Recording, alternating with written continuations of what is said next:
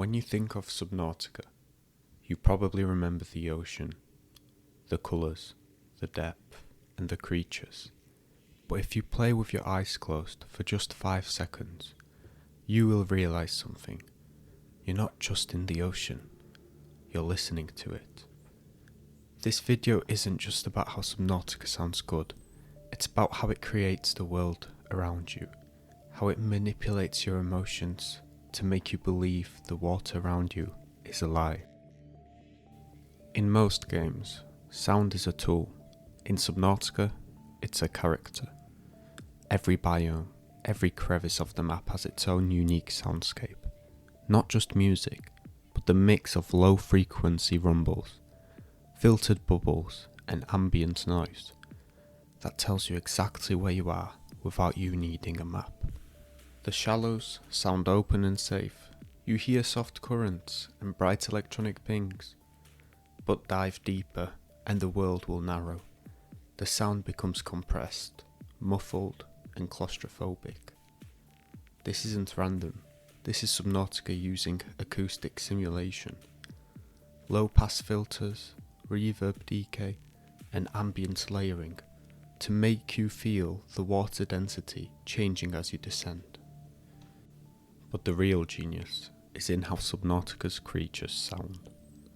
Most of them are designed not by how they look, but how they warn you. For example, the Reaper Leviathan's scream is layered from multiple organic and synthetic sounds. Imagine whale calls slowed down, elephant roars pitched up, and mechanical distortions combined. These sounds aren't just scary because they're loud. They're spatially designed to cut through the water. Subnautica uses 3D positional audio. Every creature has a unique spatial radius and Doppler behaviour. That means when the Reaper is far away, you hear low echoes.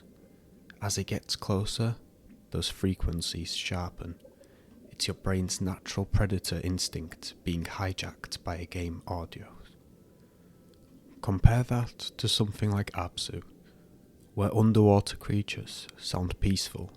Subnautica flips that completely. Sound is not comfort, it is threat detection.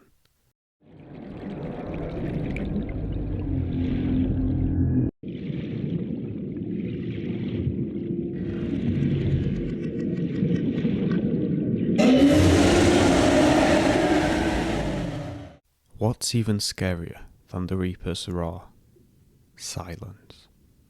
Subnautica uses silence as part of its rhythm. Between ambient layers, the sound engine periodically drops volume, removing the low hum of the ocean for a few seconds. That silence tricks your brain into anticipating danger. You become hyper-aware, listening for the smallest ripple, even though nothing's there. A great example of this is entering the void in Subnautica.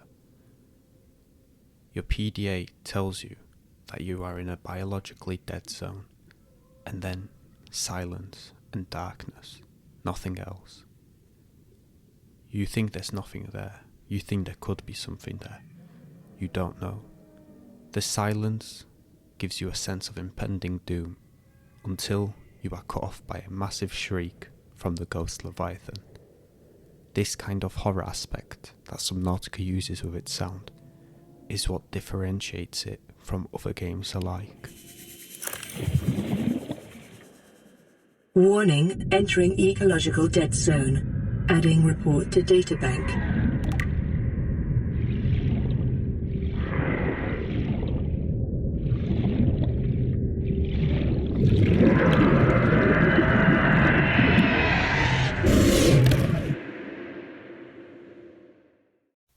Behind all of this is an incredibly detailed technical system. Subnautica's developers used Fmod Studio, a professional-grade audio middleware, to dynamically mix layers based on player actions. Every movement, swimming, turning, even opening the PDA, triggers multiple sound parameters. The system calculates reverb zones, occlusion, which is how the walls block sound, and even mixes biomes differently based on pressure. Reverb zones in caves, shorter decay times, making the sound feel enclosed. Open ocean, long reverb tails that simulate vastness.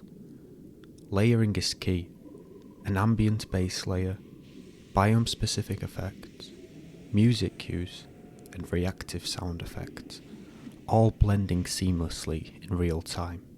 It's not just immersive audio, it's adaptive storytelling through sound.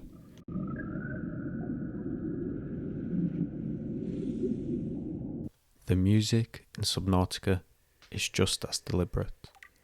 Simon Zielinski, the game's sound designer, said in interviews that the soundtrack wasn't meant to tell you what to feel, it's meant to echo what you are already feeling.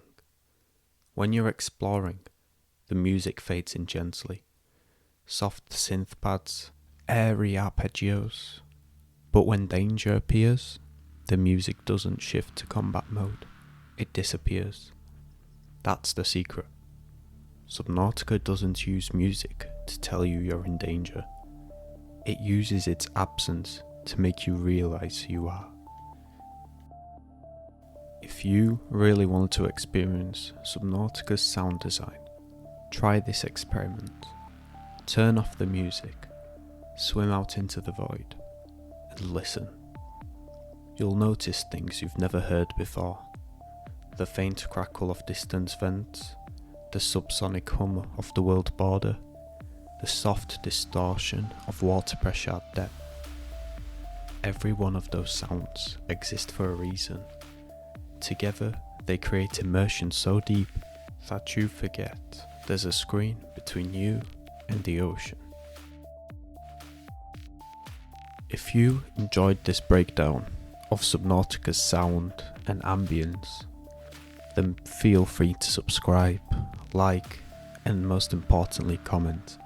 I love interacting with comments, sharing thoughts and ideas.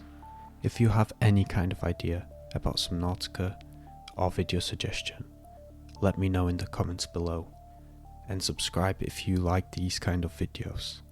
If you've got any suggestions on how to improve my videos, feel free to let me know. Thank you for listening, and as always, have a beautiful day or night. Goodbye.